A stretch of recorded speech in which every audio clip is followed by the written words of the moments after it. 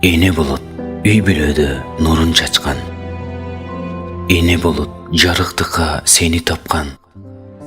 Эне болот бөпөлөтүп мээрим төгүп. Эне болот ак бешикке бөлөп баккан. Эне болот жылдыз болуп маанайыңа. Эне болот бакыт тилеп таалайыңа. Эне болот сен оорусаң кошо ооруган. Эне болот жабыр тартып далайына. Эне болот көңүл бөлүп кошо күлгөн. Эне болот санаа тартып үйдө жүргөн. Эне болот сагындырып балдарын. Эне болот бата берип үйдө күткөн. Энелерибиз аман болсун.